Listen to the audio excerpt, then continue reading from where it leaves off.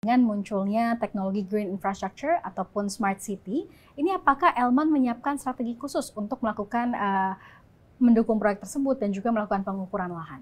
Oke, kalau terkait dengan green infrastructure, itu kan sebetulnya kan di Elman itu ketika PSN itu mau diajukan untuk disetujui sebagai PSN, itu biasanya kan ada yang namanya analisis ya, termasuk analisis AMDAL. Artinya harus memenuhi juga itu, semua juga artinya kalau arahnya ke green, go green segala macam itu tentu sudah dipertimbangkan. Nah, ketika kemudian diajukan ke Elman, kita tidak lagi melihat itu. Tapi ketika proyek itu sudah berjalan, kita sekarang ini sedang menerapkan strategi yang namanya analisis dampak sosial dan ekonomi, di mana itu kita tidak hanya mengukur keberhasilan PSN itu dari sisi ekonomi, kemanfaatannya secara sosial, tapi juga nanti secara AMDAL juga akan kita lihat dampaknya seperti apa sih gitu ya. Tapi ini hanya sebatas kajian yang notabene nanti akan menjadi masukan bagi pimpinan atau policy maker untuk memastikan PSN itu sudah sesuai. Karena kan di awal sudah ada proposalnya gitu ya, ada proposal, kemudian ada analisa AMDAL-nya, setelah terbangun seperti apa nih, before after-nya seperti apa gitu ya. Tapi di Elman dalam hal ini strategi yang saat ini dilakukan adalah memastikan bagaimana perhitungan segala macam itu bisa dilakukan sehingga pemerintah bisa ingat, oh dana sekian triliun yang sudah digelontorkan itu manfaatnya seperti ini toh, dampaknya ke lingkungan seperti ini toh, seperti itu. Oke, Tapi baik. masih piloting sih Mbak, masih baru 2 tahun ini. Oke, berarti Elman ini bagian yang membuat analisa terkait dengan dampak ekonomi dan sosialnya tadi. Iya, tapi after ya, setelah terjadi. Karena kalau sebelum itu mestinya dari pemrakarsa sudah mempertimbangkan itu di proposalnya. Oke, selain itu mungkin ada lagi Pak yang strategi khusus untuk green infrastructure ini?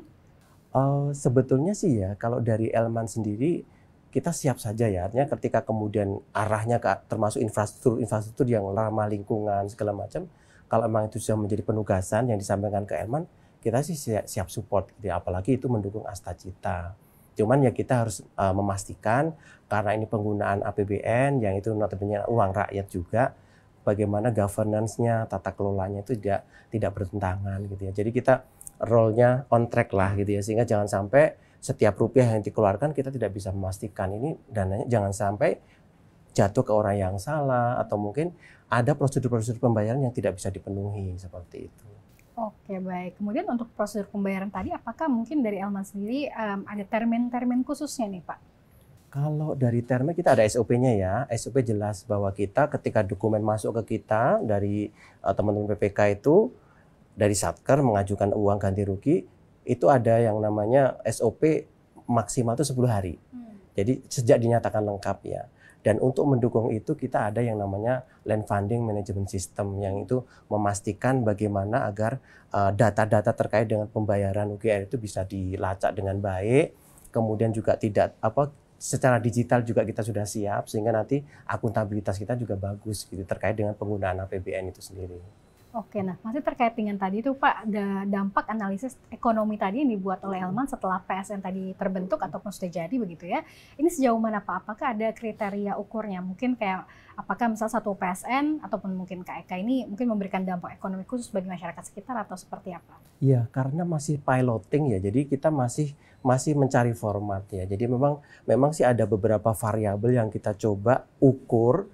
Dari ekonomi itu apa saja sih yang kita ukur, kemudian dari sisi sosial apa saja, kemudian secara finansial apa saja, termasuk dari AMDAL. Cuman untuk yang terakhir ini, yang dari AMDAL itu memang kita masih dalam tataran masih piloting lah Mbak. Jadi memang untuk mengantisipasi kalau kemudian ternyata memang arahnya ke infrastruktur yang go green itu.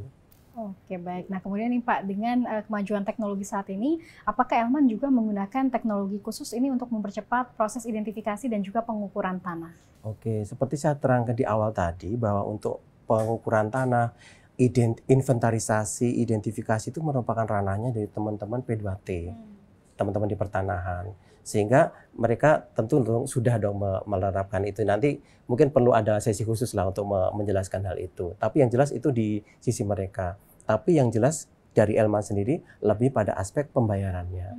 Jadi proses pembayarannya seperti apa, ya kita menggunakan LFMS itu tadi, Land Funding Management System. Oke, tapi kendala pembayaran Pak, karena kan ini tahap akhir begitu ya Elman tadi. Betul. Apakah ada kendala?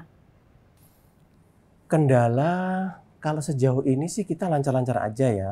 Yang jadi kendala itu biasanya ketika yang diajukan itu dokumennya tidak lengkap. Jadi akhirnya harus, padahal tahapan di PSN itu kan sudah cukup panjang ya, artinya masyarakat itu sudah nunggu-nunggu nih ganti ruginya gitu kan. Ketika kemudian berkas harus dikembalikan, maksudnya ada waktu lagi tambahan yang mereka harus makin lama nunggu. Nah, kita biasanya untuk mengantisipasi itu tuh kita melakukan yang namanya coaching klinik. Jadi kita memastikan PPK yang mengajukan tanah itu benar-benar dokumennya udah benar-benar dilengkapi, biar nggak bolak-balik gitu karena makan waktu.